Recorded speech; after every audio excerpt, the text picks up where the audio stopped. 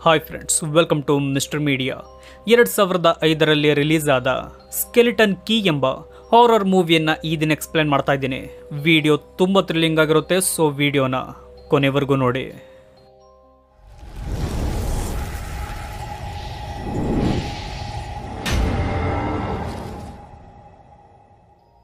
ಮೂವಿಯ ಮೊದಲ ಸೀನ್ನಲ್ಲಿ ನರ್ಸ್ ಆಗಿರುವ ಕ್ಯಾರೋಲೈನ್ ಅನ್ನು ನೋಡ್ತೀವಿ.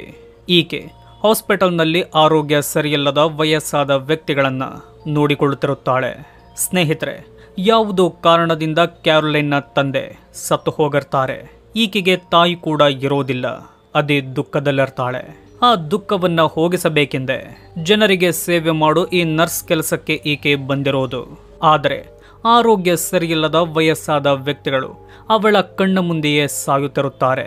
ಇದರಿಂದ ಕ್ಯಾರೋಲೈನ್ನ ದುಃಖ ಇನ್ನೂ ಹೆಚ್ಚಾಗುತ್ತೆ. ಹಾಗಾಗಿ ಕ್ಯಾರೋಲೈನ್ ಒಂದು ನಿರ್ಧಾರ ಮಾಡ್ತಾಳೆ.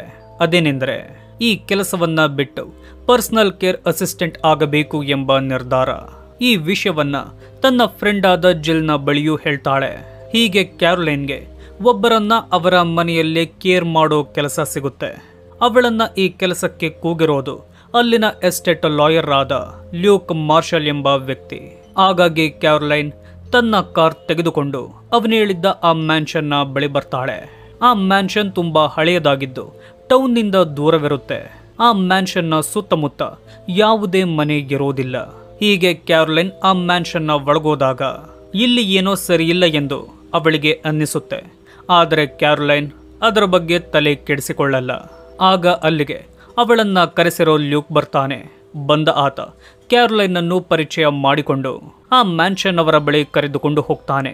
ಅಲ್ಲಿ ಕ್ಯಾರೋಲೈನ್ನ ಕೆಲಸ ಏನೆಂದರೆ ಸ್ಟ್ರೋಕ್ಗೆ ಒಳಗಾಗಿರೋ ಬೆನ್ ಎಂಬ ವ್ಯಕ್ತಿಯನ್ನ ನೋಡಿಕೊಳ್ಳೋದು.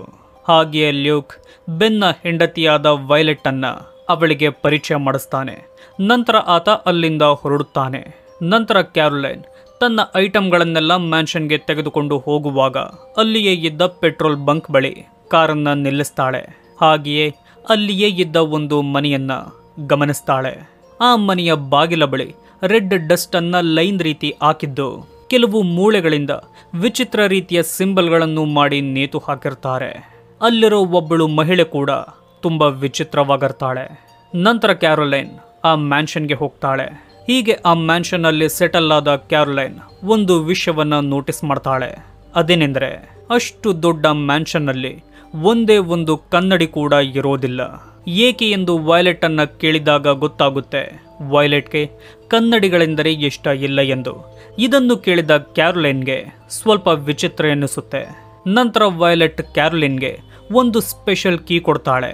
ಅದರ ಹೆಸರು ಮೂವಿಯ ಹೆಸರೇ ಆದ ಸ್ಕೆಲಿಟನ್ ಕೀ ಆಗಿರುತ್ತೆ. ಈ ಕೀಯ ಸ್ಪೆಷಾಲಿಟಿ ಏನೆಂದರೆ ಇದೊಂದು ಮಾಸ್ಟರ್ ಕೀ ಆಗಿದ್ದು ಇದರಿಂದ ಮ್ಯಾನ್ಷನ್ನ ಯಾವ ಡೋರನ್ನು ಬೇಕಾದರೂ ತೆಗೆಯಬಹುದು. ಇಂತಹ ಸಮಯದಲ್ಲಿ ಕ್ಯಾರೋಲೈನ್ಗೆ ಒಂದು ಅನುಮಾನ ಬರುತ್ತೆ.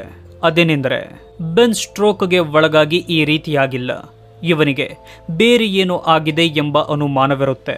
ಹಾಗೆಯೇ ಕ್ಯಾರೋಲೈನ್ಗೆ ಬೆನ್ ನನಗೆ ಏನು ಹೇಳಲು ಪ್ರಯತ್ನ ಪಡುತ್ತಿದ್ದಾನೆ ಎಂದು ಅನ್ನಿಸುತ್ತೆ. ಆದರೆ ಅವನಿಗೆ ಮಾತಾಡಲು ಸಾಧ್ಯವಾಗುತ್ತಿರಲ್ಲ. ಒಂದು ದಿನ ರಾತ್ರಿ ಅತಿಯಾದ ಮಳೆ ಬರುತ್ತಿರುತ್ತೆ. ಆ ಸಮಯದಲ್ಲಿ ಕಿಟಕಿಯ ಮೂಲಕ ತೆವಳಿಕೊಂಡು ಹೋಗೋ ಬೆನ್ ಮ್ಯಾನ್ಷನ್ನಿಂದ ಕೆಳಗೆ ಬಿದ್ದು ಹೋಗ್ತಾನೆ. ಇದನ್ನು ನೋಡೋ ಕ್ಯಾರೋಲೈನ್ಗೆ ತುಂಬಾ ಗಾಬರಿಯಾಗಿ ವೈಲೆಟ್ನನ್ನು ಎದ್ದೇಳಿಸ್ತಾಳೆ.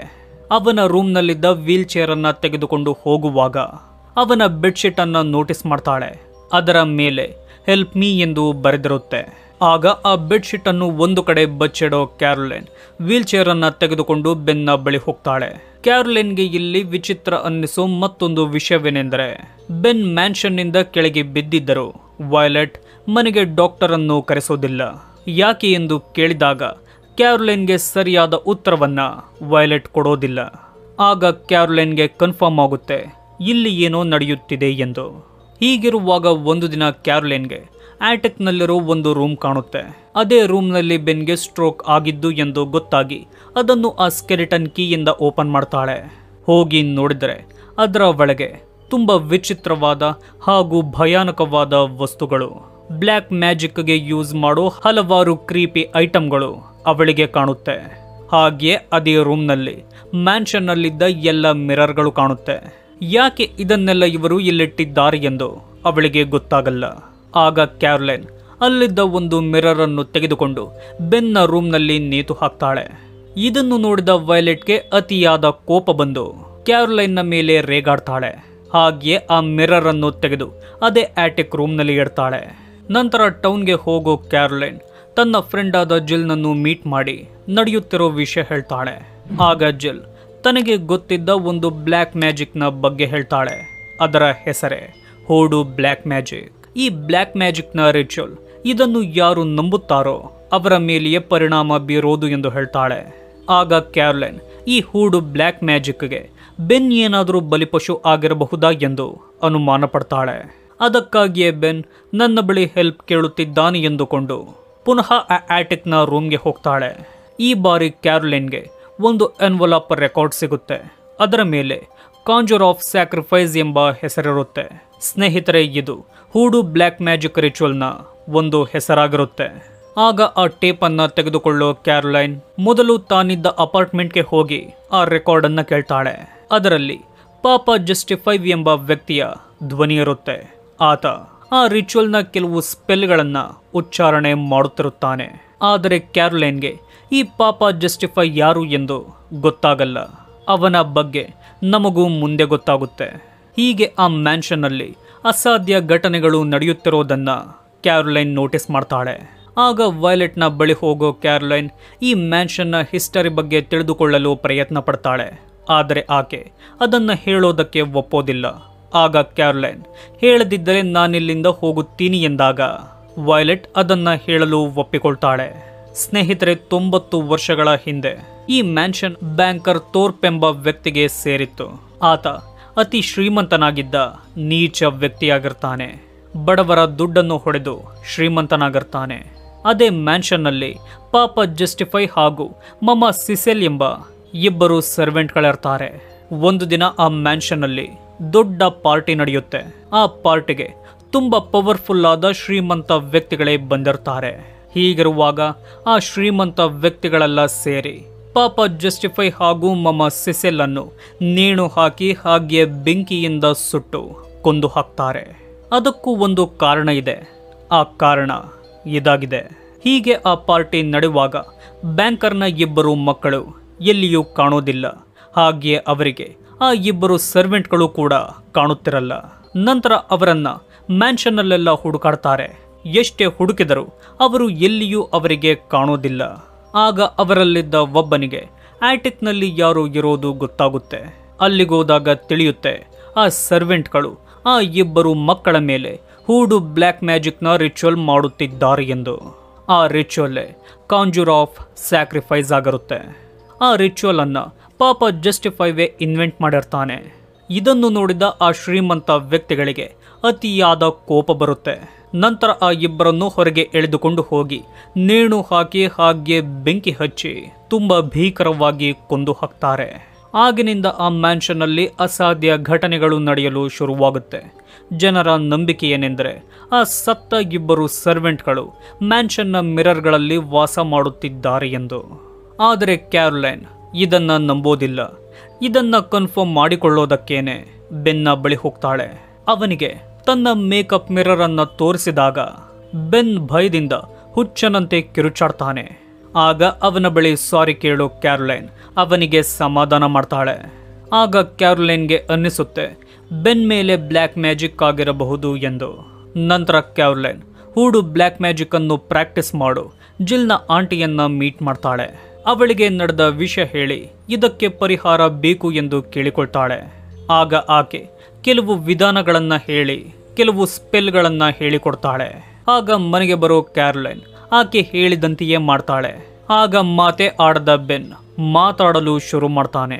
ಆಗ ಅವನೇ ಹೇಳೋದು, ನನಗೆ ಸಹಾಯ ಮಾಡು, ಈ ಮ್ಯಾನ್ಷನ್ನಿಂದ ನನ್ನನ್ನು ಕರೆದುಕೊಂಡು ಹೋಗು ಎಂದು. ಆಗ ಬೆನ್ ಬೇರೆ ಏನು ಹೇಳಲು ಪ್ರಯತ್ನ ಪಡುವಾಗ ಅಲ್ಲಿಗೆ ವೈಲೆಟ್ ಬಂದು ಬಿಡ್ತಾಳೆ. ಹಾಗಾಗಿ ಕ್ಯಾರೋಲೈನ್ಗೆ ಅದನ್ನ ತಿಳಿದುಕೊಳ್ಳಲು ಸಾಧ್ಯವಾಗೋದೇ ಇಲ್ಲ. ಹೀಗಿರುವಾಗ ಮನೆಗೆ ಲೂಕ್ ಬರ್ತಾನೆ. ಬಂದ ಅವನನ್ನ ಒಂದು ಕಡೆ ಕರೆದುಕೊಂಡು ಹೋಗೋ ಕ್ಯಾರೋಲೈನ್ ಬೆನ್ ಹೆಲ್ಪ್ ಮೀ ಎಂದು ಬರೆದಿದ್ದ ಬೆಡ್ಶೀಟ್ ಅನ್ನ ತೋರಿಸ್ತಾಳೆ. ವಿಚಿತ್ರ ಏನೆಂದ್ರೆ ಆ ಬೆಡ್ಶೀಟ್ನ ಮೇಲೆ ಏನು ಕೂಡ ಇರೋದಿಲ್ಲ. ಇದರಿಂದ ಕ್ಯಾರೋಲೈನ್ಗೆ ಶಾಕ್ ಆಗುತ್ತೆ. ಆಗ ಕ್ಯಾರೋಲೈನ್ಗೆ ಒಂದು ವಿಷಯ ನೆನಪಾಗಿ ಲ್ಯೂಕ್ನನ್ನು ಕೂಡ ತನ್ನ ಜೊತೆ ಒಂದು ಮನೆಗೆ ಕರೆದುಕೊಂಡು ಹೋಗ್ತಾಳೆ. ಆ ಮನೆ ಯಾವುದೆಂದರೆ ಪೆಟ್ರೋಲ್ ಬಂಕ್ ಬಳಿ ಇರೋ ಮನೆಗೆ. ಆ ಮನೆಯ ಮುಂದೆ ರೆಡ್ ಡಸ್ಟ್ ಅನ್ನು ಲೈನ್ ರೀತಿ ಹಾಕಿರ್ತಾರೆ. ಮೂಳೆಗಳಿಂದ ಕೆಲವು ಸಿಂಬಲ್ಗಳನ್ನು ಮಾಡಿರ್ತಾರೆ. ಈ ಮನೆಯಲ್ಲಿರೋ ಜನರಿಗೆ ಕಾಂಜೂರ್ ಆಫ್ ಸ್ಯಾಕ್ರಿಫೈಸ್ನ ಬಗ್ಗೆ ಏನಾದರೂ ಗೊತ್ತಿರಬಹುದು ಎಂದು ಒಳಗೋಗ್ತಾಳೆ. ಅಲ್ಲಿದ್ದ ವಿಚಿತ್ರವಾದ ವಯಸ್ಸಾದ ಮಹಿಳೆ ಜೊತೆ ಮಾತಾಡಿ ಕಾಂಜೂರ್ ಆಫ್ ಸ್ಯಾಕ್ರಿಫೈಸ್ನ ಬಗ್ಗೆ ಕೇಳ್ತಾಳೆ. ಆ ರಿಚುವಲ್ನ ಹೆಸರನ್ನ ಕೇಳಿದ ಆಕೆ ತುಂಬಾ ಗಾಬರಿಯಾಗ್ತಾಳೆ. ನಂತರ ತನಗೆ ಅದರ ಬಗ್ಗೆ ಗೊತ್ತಿದ್ದ ಅಷ್ಟು ವಿಷಯವನ್ನ ಕ್ಯಾರೋಲೈನ್ಗೆ ಹೇಳ್ತಾಳೆ. ಸ್ನೇಹಿತರೆ, ಈ ರಿಚುವಲ್ ಆತ್ಮಗಳನ್ನು ಸ್ವಿಚ್ ಮಾಡೋ ರಿಚುವಲ್ ಆಗಿದೆ. ಬೇರೆಯವರ ದೇಹದಲ್ಲಿ ಆತ್ಮದ ಮೂಲಕ ಜೀವಿಸೋದಕ್ಕೆ ಈ ರಿಚುವಲ್ ಸಾಧ್ಯ ಮಾಡಿಕೊಡುತ್ತೆ. ಹಾಗೆ ಈ ರಿಚುವಲ್ ಮುಂದೆ ನಡೆಯೋ ಸಾವನ್ನ ತಡೆಯುತ್ತೆ. ಇಂತಹ ವಿಷಯವನ್ನ ಕೇಳಿದ ಕ್ಯಾರೋಲಿನ್ಗೆ ವೈಲೆಟ್ನ ಮೇಲೆಯೇ ಅನುಮಾನ ಬರುತ್ತೆ. ಬೆನ್ ಈ ರೀತಿಯಾಗಲು ವೈಲೆಟ್ಟೇ ಕಾರಣವಾಗಿರಬೇಕು. ಮೊದಲು ಬೆನ್ನನ್ನು ಅವಳಿಂದ ಬೇರೆ ಮಾಡಬೇಕು. ಆಗ ಮಾತ್ರ ಬೆನ್ನನ್ನು ಅವಳಿಂದ ಕಾಪಾಡಲು ಸಾಧ್ಯ ಎಂದು ಅಂದುಕೊಂಡು ಆ ರಾತ್ರಿಯೇ ಕ್ಯಾರೋಲೈನ್ ವೈಲೆಟ್ ಕುಡಿಯೋ ಡ್ರಿಂಕ್ಸ್ಗೆ ಡ್ರಗ್ ಅನ್ನ ಮಿಕ್ಸ್ ಮಾಡ್ತಾಳೆ. ಸ್ನೇಹಿತರೆ, ಬೆನ್ನನ್ನು ಕ್ಯಾರೋಲೈನ್ ಇಷ್ಟೊಂದು ಕೇರ್ ಮಾಡಲು ಕಾರಣ ಏನೆಂದರೆ ಕ್ಯಾರೋಲೈನ್ ಬೆನ್ನಲ್ಲಿ ಸತ್ತು ಹೋದ ಅವಳ ತಂದೆಯನ್ನ ಕಾಣುತ್ತಿರುತ್ತಾಳೆ. ಹೀಗೆ ಕ್ಯಾರೋಲೈನ್ ಹಾಕಿದ್ದ ಡ್ರಗ್ ಅನ್ನ ಕುಡಿದ ವೈಲೆಟ್ ಪ್ರಜ್ಞೆ ತಪ್ತಾಳೆ. ಆ ಸಮಯದಲ್ಲಿ ಬೆನ್ನನ್ನು ಕಾರ್ಗೆ ಹತ್ತಿಸಿಕೊಳ್ಳೋ ಕ್ಯಾರೋಲೈನ್ ಆ ಮ್ಯಾನ್ಷನ್ನಿಂದ ಹೋಗಲು ನೋಡಿದಾಗ ಸಾಧ್ಯವಾಗಲ್ಲ. ಏಕೆಂದರೆ ಆ ಮ್ಯಾನ್ಷನ್ನಲ್ಲಿದ್ದ ಗೇಟ್ಗೆ ಹಾಕಿದ್ದ ಲಾಕ್ನಿಂದ ಏನೇ ಮಾಡಿದರೂ ಅದನ್ನು ತೆಗೆಯಲು ಅವಳಿಂದ ಸಾಧ್ಯವಾಗದೆ ಅಲ್ಲಿದ್ದ ಗಾರ್ಡನ್ ಶೆಡ್ನಲ್ಲಿ ಬೆನ್ನನ್ನು ಮರೆ ಮಾಡ್ತಾಳೆ. ಇತ್ತ ವೈಲೆಟ್ ಕುಡಿದಿದ್ದ ಡ್ರಗ್ನಲ್ಲಿ ಅಷ್ಟು ಪವರ್ ಇಲ್ಲದ ಕಾರಣ ಅವಳಿಗೆ ಪ್ರಜ್ಞೆ ಬರುತ್ತೆ. ಬಂದ ಆಕೆ ಅಲ್ಲಿದ್ದ ರೈಫಲ್ ಅನ್ನ ತಗೋತಾಳೆ. ಹೊರಗೆ ಬಂದು ಕ್ಯಾರೋಲಿನ್ನನ್ನು ಕೊಲ್ಲಲು ಹಲವಾರು ಬಾರಿ ಫೈರಿಂಗ್ ಮಾಡ್ತಾಳೆ. ಆಗ ಅವಳಿಂದ ತಪ್ಪಿಸಿಕೊಳ್ಳೋ ಕ್ಯಾರೋಲಿನ್ ಅಲ್ಲಿದ್ದ ಚಿಕ್ಕ ರಿವರ್ಗೆ ಬಂದಾಗ ಅವಳಿಗೆ ಒಂದು ಬೋಟ್ ಕಾಣುತ್ತೆ. ಆ ಬೋಟ್ನ ಮೂಲಕವೇ ಅಲ್ಲಿದ್ದ ಟೌನ್ಗೆ ಹೋಗಿ ಲ್ಯೂಕ್ನನ್ನು ಮೀಟ್ ಮಾಡ್ತಾಳೆ. ಮಾಡಿ ನಡೆದ ವಿಷಯ ಹೇಳಿ ವೈಲೆಟ್ ತನ್ನನ್ನು ಕೊಲ್ಲಲು ಪ್ರಯತ್ನ ಪಟ್ಟ ಬಗ್ಗೆಯೆಲ್ಲ ಅವನಿಗೆ ಹೇಳ್ತಾಳೆ. ಈ ಸಮಯದಲ್ಲಿ ವೈಲೆಟ್ ಲ್ಯೂಕ್ಗೇನೆ ಕಾಲ್ ಮಾಡ್ತಾಳೆ. ಆಗ ಲ್ಯೂಕ್ ಅವಳ ಜೊತೆ ಮಾತಾಡಲು ಮತ್ತೊಂದು ರೂಮ್ಗೆ ಹೋದಾಗ ಅವನ ಡೆಸ್ಕ್ ಅನ್ನ ಕ್ಯಾರೋಲಿನ್ ಗಮನಿಸ್ತಾಳೆ. ಅಲ್ಲಿದ್ದ ಡ್ರಾಯರ್ನಲ್ಲಿ ಕ್ಯಾರೋಲಿನ್ಗೆ ಮತ್ತೊಂದು ಸ್ಕೆಲಿಟನ್ ಕೀ ಕಾಣುತ್ತೆ. ಹಾಗೆಯೇ ಆಟಿಕ್ನಲ್ಲಿ ಕಂಡಿದ್ದ ಅದೇ ರೀತಿಯ ಬ್ಲ್ಯಾಕ್ ಮ್ಯಾಜಿಕ್ ವಸ್ತುಗಳು ಕಂಡು ತುಂಬಾ ಗಾಬರಿಯಾಗ್ತಾಳೆ. ಆಗ ಅವಳಿಗೆ ಗೊತ್ತಾಗುತ್ತೆ ಈ ಲ್ಯೂಕ್ ಕೂಡ ಏನೋ ನಡೆಸುತ್ತಿದ್ದಾನೆ ಎಂದು. ಈ ವಿಷಯ ಗೊತ್ತಾದ ಕೂಡಲೇ ಹಿಂದೆಯಿಂದ ಬರೋ ಲ್ಯೂಕ್ ವೈರ್ನಿಂದ ಅವಳ ಕತ್ತನ್ನು ಹಿಸುಕಿ ಪ್ರಜ್ಞೆ ತಪ್ಪಿಸ್ತಾನೆ. ತುಂಬಾ ಸಮಯದ ನಂತರ ಅವಳಿಗೆ ಪ್ರಜ್ಞೆ ಬಂದಾಗ ಕ್ಯಾರೋಲಿನ್ ಕಾರ್ನಲ್ಲಿ ಇರ್ತಾಳೆ. ಅವಳನ್ನ ಲ್ಯೂಕ್ ಪುನಃ ಆ ಮ್ಯಾನ್ಷನ್ಗೆ ಕರೆದುಕೊಂಡು ಹೋಗುತ್ತಿರುತ್ತಾನೆ. ನಂತರ ವೈಲೆಟ್ ಹಾಗೂ ಲ್ಯೂಕ್ ಇಬ್ಬರು ಸೇರಿ ಫೋರ್ಸ್ ಮಾಡಿ ಕ್ಯಾರೋಲಿನ್ನಿಂದ ಬೆನ್ ಎಲ್ಲಿದ್ದಾನೆ ಎಂದು ತಿಳಿದುಕೊಳ್ತಾರೆ. ಬೆನ್ ಗಾರ್ಡನ್ ಶೆಡ್ನಲ್ಲಿ ಇದ್ದಾನೆ ಎಂದು ವೈಲೆಟ್ಗೆ ಗೊತ್ತಾಗಿ ಅವನನ್ನ ಕರೆದುಕೊಂಡು ಬರಲು ಅಲ್ಲಿಗೋಗ್ತಾಳೆ.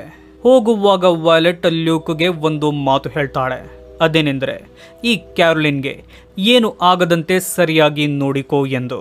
ಯಾಕೆ ಇವಳು ಈ ರೀತಿ ಹೇಳಿದಳು ಎಂದು ನಮಗೆ ಮುಂದೆ ಗೊತ್ತಾಗುತ್ತೆ. ಆಗ ಕೂಡಲೇ ಅವನಿಂದ ತಪ್ಪಿಸಿಕೊಳ್ಳೋ ಕ್ಯಾರೋಲಿನ್ ಒಂದು ರೂಮ್ಗೆ ಹೋಗಿ ಲಾಕ್ ಆಗ್ತಾಳೆ. ಆಗಿ 911 ಎಮರ್ಜೆನ್ಸಿ ನಂಬರ್ಗೆ ಹಾಗೂ ಜಿಲ್ಗೂ ಕಾಲ್ ಮಾಡಿ ನಡೆದ ವಿಷಯ ಹೇಳ್ತಾಳೆ. ನಂತರ ಯಾರಿಗೂ ತಿಳಿಯದಂತೆ ತೆಗೆದಿಟ್ಟಿದ್ದ ರೆಡ್ ಡಸ್ಟ್ ಅನ್ನ ತಗೋತಾಳೆ. ಮನೆಯ ಎಲ್ಲ ಡೋರ್ಗಳ ಬಳಿ ಲೈನ್ ರೀತಿ ಎಳಿತಾಳೆ. ಸ್ನೇಹಿತರೆ, ಆ ಲೈನ್ ಅನ್ನ ವೈಲೆಟ್ ಹಾಗೂ ಲ್ಯೂಕ್ ಇಬ್ಬರು ಕೂಡ ದಾಟಲು ಸಾಧ್ಯವಾಗುತ್ತಿರಲ್ಲ. ಆಗ ಕ್ಯಾರೋಲಿನ್ ಆ ಮ್ಯಾನ್ಷನ್ನಿಂದ ಓಡೋಗಲು ಪ್ರಯತ್ನ ಪಡುವಾಗ ಅವಳ ಎದುರಿಗೆ ವೈಲೆಟ್ ಬರ್ತಾಳೆ. ಇಬ್ಬರ ನಡುವೆ ಜಗಳವಾಗುತ್ತೆ. ಆಗ ಕ್ಯಾರೋಲಿನ್ ವೈಲೆಟ್ನನ್ನು ಮೇಲಿನ ಫ್ಲೋರ್ನಿಂದ ಕೆಳಗೆ ತಳ್ಳಿಬಿಡ್ತಾಳೆ. ಅದರಿಂದ ಅವಳ ಕಾಲ್ಗಳು ಮುರಿದು ಹೋಗುತ್ತೆ. ಇದನ್ನು ನೋಡಿದ ಲ್ಯೂಕ್ ಜೋರಾಗಿ ಕಿರುಚಾಡ್ತಾನೆ. ಲ್ಯೂಕ್ ಯಾಕೆ ವೈಲೆಟ್ನನ್ನು ಇಷ್ಟು ಕೇರ್ ಮಾಡುತ್ತಿದ್ದಾನೆ ಎಂದು ನಮಗೆ ಗೊತ್ತಾಗಲ್ಲ. ಆದರೆ ಇದು ಕೂಡ ಮುಂದೆ ತಿಳಿಯುತ್ತೆ. ಹೀಗೆ ಎಲ್ಲ ಕಡೆಯಿಂದಲೂ ಟ್ರ್ಯಾಪ್ ಆಗೋ ಕ್ಯಾರೋಲಿನ್ ಆಟಿಕ್ ರೂಮ್ಗೆ ಹೋಗ್ತಾಳೆ. ಸ್ನೇಹಿತರೆ, ಆ ರೂಮ್ ಯಾವುದೆಂದರೆ 90 ವರ್ಷಗಳ ಹಿಂದೆ ಆ ಮಕ್ಕಳ ಮೇಲೆ ರಿಚುವಲ್ ನಡೆದಿದ್ದ ಅದೇ ಆಟಿಕ್ ರೂಮ್ ಆಗಿರುತ್ತೆ. ಆಗ ವೈಲೆಟ್ ತೆವಳಿಕೊಂಡೆ ಆ ಆಟಿಕ್ ರೂಮ್ಗೆ ಹೋಗ್ತಾಳೆ. ಆಗ ಗಾಬರಿಯಾಗೋ ಕ್ಯಾರೋಲಿನ್ಗೆ ಒಂದು ಸಿಂಬಲ್ ಸರ್ಕಲ್ ಕಂಡು ಅದನ್ನು ಆ ಜಾಗದಲ್ಲಿ ಬರೆದು ಒಳಗೆ ನಿಲ್ತಾಳೆ. ಆಗ ಕ್ಯಾರೋಲಿನ್ ಅಂದುಕೊಂಡಿರ್ತಾಳೆ, ಈ ಸರ್ಕಲ್ ನನ್ನನ್ನು ಪ್ರೊಟೆಕ್ಟ್ ಮಾಡುತ್ತೆ ಎಂದು. ಆದರೆ ಅವಳಂದುಕೊಂಡಿರುವುದು ಸುಳ್ಳಾಗಿರುತ್ತೆ. ಸ್ನೇಹಿತರೆ, ಆ ಸಿಂಬಲ್ ಕಾಂಜೂರ್ ಆಫ್ ಸ್ಯಾಕ್ರಿಫೈಸ್ ಎಂಬ ಭಯಾನಕ ರಿಚುವಲ್ನ ಸಿಂಬಲ್ ಆಗಿರುತ್ತೆ. ಆಗ ಅಲ್ಲಿಗೆ ಬರೋ ವೈಲೆಟ್ ಅಲ್ಲಿದ್ದ ಫುಲ್ ಲೆಂತ್ ಮಿರರ್ ಅನ್ನ ತನ್ನ ಅಡ್ಡ ಹಿಡಿತಾಳೆ. ನಂತರ ಕಾಂಜೂರ್ ಆಫ್ ಸ್ಯಾಕ್ರಿಫೈಸ್ ರಿಚುವಲ್ನ ಸ್ಪೆಲ್ ಮಾಡಲು ಶುರು ಮಾಡ್ತಾಳೆ. ಹೀಗೆ ಆ ಮಂತ್ರಗಳನ್ನ ಹೇಳುತ್ತಿದ್ದ ಹಾಗೆ ಕ್ಯಾರೋಲಿನ್ಗೆ ಆ ಸರ್ಕಲ್ನಿಂದ ಹೊರಬರಲು ಸಾಧ್ಯವಾಗುತ್ತಲೇ ಇರುವುದಿಲ್ಲ. ವೈಲೆಟ್ ಹಿಡಿದಿದ್ದ ಮಿರರ್ನಲ್ಲಿ ಕ್ಯಾರೋಲಿನ್ಗೆ ಮಮಾ ಸಿಸೆಲ್ ಕಾಣ್ತಾಳೆ. ಆಗ ಅದರಿಂದ ಗಾಬರಿಯಾಗೋ ಕ್ಯಾರೋಲಿನ್ ಜೋರಾಗಿ ಕಿರುಚಾಡಿ ಪ್ರಜ್ಞೆ ತಪ್ಪಿ ಕೆಳಗೆ ಬೀಳ್ತಾಳೆ. ಅದೇ ರೀತಿ ವೈಲೆಟ್ ಕೂಡ ಪ್ರಜ್ಞೆ ತಪ್ತಾಳೆ. ಅಲ್ಲಿದ್ದ ಕನ್ನಡಿ ಹೊಡೆದೋಗುತ್ತೆ. ಕ್ಯಾಂಡಲ್ ಎಲ್ಲ ಹಾರಿ ಹೋಗುತ್ತೆ. ಪ್ರಜ್ಞೆ ತಪ್ಪಿದ್ದ ಇಬ್ಬರಲ್ಲಿ ಕ್ಯಾರೋಲಿನ್ ಎಚ್ಚರವಾಗ್ತಾಳೆ. ಎದ್ದು ಬಂದು ವೈಲೆಟ್ನ ಬಳಿಯಿದ್ದ ಸಿಗರೆಟ್ ಅನ್ನು ಎತ್ತಿಕೊಂಡು ಸ್ಮೋಕ್ ಮಾಡಲು ಶುರು ಮಾಡ್ತಾಳೆ. ಸ್ನೇಹಿತರೆ, ಅವಳು ಸ್ಮೋಕ್ ಮಾಡುತ್ತಿದ್ದ ಸ್ಟೈಲ್ ಸೇಮ್ ವೈಲೆಟ್ನ ರೀತಿಯೇ ಇರುತ್ತೆ. ಅವಳು ಮಾತಾಡುವ ರೀತಿ ಕೂಡ ವೈಲೆಟ್ನ ರೀತಿಯೇ ಅನ್ನಿಸುತ್ತಿರುತ್ತೆ. ಅದಕ್ಕೆ ಕಾರಣ ಏನೆಂದರೆ ಕ್ಯಾರೋಲಿನ್ನ ದೇಹದಲ್ಲಿ ವೈಲೆಟ್ನ ಆತ್ಮ ಇರುತ್ತೆ. ವೈಲೆಟ್ನ ದೇಹದಲ್ಲಿ ಕ್ಯಾರೋಲಿನ್ನ ಆತ್ಮ ಇದೆ ಎಂದು ನಮಗೆ ಗೊತ್ತಾಗುತ್ತೆ. ಅವರಿಬ್ಬರ ಆತ್ಮಗಳು ಒಬ್ಬರ ದೇಹದಿಂದ ಇನ್ನೊಬ್ಬರ ದೇಹಕ್ಕೆ ಸ್ವಿಚ್ ಆಗಿರುತ್ತೆ. ಇಲ್ಲಿ ಮತ್ತೊಂದು ಶಾಕಿಂಗ್ ವಿಷಯ ಗೊತ್ತಾಗುತ್ತೆ. ಅದೇನೆಂದರೆ ವೈಲೆಟ್ನ ದೇಹದಲ್ಲಿ ಮುಂಚೆಯಿಂದ ಇದ್ದಿದ್ದು ಅವಳ ಆತ್ಮವಲ್ಲ, ಅವಳ ದೇಹದಲ್ಲಿದ್ದಿದ್ದು ಮಮಾ ಸಿಸೆಲ್ನ ಆತ್ಮವಾಗಿರುತ್ತೆ. ಅಂದರೆ ಈಗ ಕ್ಯಾರೋಲಿನ್ನ ದೇಹದಲ್ಲಿರೋದು ಮಮಾ ಸಿಸೆಲ್ನ ಆತ್ಮ. ಹಾಗೆಯೇ ಅಲ್ಲಿದ್ದ ಲ್ಯೂಕ್ನ ದೇಹದಲ್ಲಿ ಪಾಪ ಜಸ್ಟಿಫೈನ ಆತ್ಮ ಇರುತ್ತೆ. ಅದಕ್ಕಾಗಿಯೇ ವೈಲೆಟ್ನನ್ನು ಲ್ಯೂಕ್ ಅಷ್ಟೊಂದು ಕೇರ್ ಮಾಡುತ್ತಿದ್ದಿದ್ದು. ಸ್ನೇಹಿತರೆ, 90 ವರ್ಷಗಳ ಹಿಂದೆ ಮಕ್ಕಳ ಮೇಲೆ ಒಂದು ರಿಚುವಲ್ ನಡೆಯುತ್ತೆ. ಅದನ್ನು ಮಾಡಿದ್ದು ಪಾಪ ಜಸ್ಟಿಫೈ ಹಾಗೂ ಮಮಾ ಸಿಸೆಲ್. ಆ ಸಮಯದಲ್ಲಿಯೇ ಆ ರಿಚುವಲ್ ಸಕ್ಸಸ್ ಆಗಿರುತ್ತೆ. ಆ ಇಬ್ಬರು ಮಕ್ಕಳ ದೇಹದಲ್ಲಿ ಪಾಪ ಜಸ್ಟಿಫೈ ಹಾಗೂ ಮಮಾ ಸಿಸೆಲ್ನ ಆತ್ಮ ಸೇರಿಕೊಂಡಿರುತ್ತೆ. ಹಾಗೆ ಆ ಸರ್ವೆಂಟ್ಗಳ ದೇಹದಲ್ಲಿ ಮಕ್ಕಳ ಆತ್ಮಗಳು ಸ್ವಿಚ್ ಆಗಿರುತ್ತೆ. ಆ ಶ್ರೀಮಂತ ವ್ಯಕ್ತಿಗಳು ಕೊಂದಿದ್ದು ಪಾಪ ಜಸ್ಟಿಫೈ ಹಾಗೂ ಮಮಾ ಸಿಸೆಲ್ನ ದೇಹವೇ ಆಗಿದ್ದರೂ ಅವರ ಒಳಗೆ ಆ ಮಕ್ಕಳ ಆತ್ಮಗಳಿರುತ್ತೆ. ಆದರೆ ಅದು ಆ ಜನರಿಗೆ ಗೊತ್ತಾಗಿರೋದಿಲ್ಲ. ತಮ್ಮ ದೇಹಗಳು ಸುಡುತ್ತಾ ಸಾಯುತ್ತಿರೋದನ್ನ ಆ ಮಕ್ಕಳು ನೋಡುತ್ತಿರುತ್ತಾರೆ. ಅವರ ಒಳಗೆ ಆ ಸರ್ವೆಂಟ್ಗಳ ಆತ್ಮ ಇರುತ್ತೆ. ಈ ರೀತಿಯಾಗಿ ಆ ಸರ್ವೆಂಟ್ಗಳು 90 ವರ್ಷಗಳಿಂದ ಹೊಸ ದೇಹಗಳಿಗೆ ತಮ್ಮ ಆತ್ಮಗಳನ್ನು ಸ್ವಿಚ್ ಮಾಡಿಕೊಂಡು ಇಲ್ಲಿಯವರೆಗೂ ತಮ್ಮ ಸಾವನ್ನು ಗೆದ್ದುಕೊಂಡು ಬಂದಿರ್ತಾರೆ. ಈಗ ಅವರ ಕೊನೆಯ ವಿಕ್ಟಿಮ್ಗಳು ಲ್ಯೂಕ್ ಹಾಗೂ ಕ್ಯಾರೋಲಿನ್ ಆಗಿದ್ದಾರೆ. ಕ್ಯಾರೋಲಿನ್ನ ಜೀವನದಲ್ಲಿ ಯಾವ ರೀತಿ ಈ ರಿಚುವಲ್ ನಡೆಯಿತೋ ಅದೇ ರೀತಿ ವೈಲೆಟ್ನ ಜೀವನದಲ್ಲಿ, ಬೆನ್ನ ಜೀವನದಲ್ಲಿ ಹಾಗೆ ಲ್ಯೂಕ್ನ ಜೀವನದಲ್ಲೂ ನಡೆದಿರುತ್ತೆ. ವೈಲೆಟ್ನ ದೇಹದಲ್ಲಿದ್ದ ಮಮಾ ಸಿಸೆಲ್ ಕ್ಯಾರೋಲಿನ್ನ ದೇಹಕ್ಕೆ ಹೋದ ಕೂಡಲೇ ವೈಲೆಟ್ಗೆ ಬೆನ್ನ ರೀತಿಯ ಸ್ಟ್ರೋಕ್ ಆಗುತ್ತೆ. ಅವಳಿಗೂ ಕೂಡ ಮಾತಾಡಲು ಹಾಗೆಯೇ ಎದ್ದೇಳಲು ಸಾಧ್ಯವಾಗುತ್ತಿರಲ್ಲ. ಅವಳು ವೈಲೆಟ್ಟೇ ಆಗಿರಬಹುದು, ಆದರೆ ಅವಳ ಒಳಗೆ ಕ್ಯಾರೋಲಿನ್ನ ಆತ್ಮ ಇರುತ್ತೆ. ಆಗ ಸೀನ್ ಚೇಂಜ್ ಆಗುತ್ತೆ. ಈ ಸೀನಲ್ಲಿ ಮ್ಯಾನ್ಷನ್ಗೆ ಆಂಬ್ಯುಲೆನ್ಸ್ ಬಂದಿರುತ್ತೆ.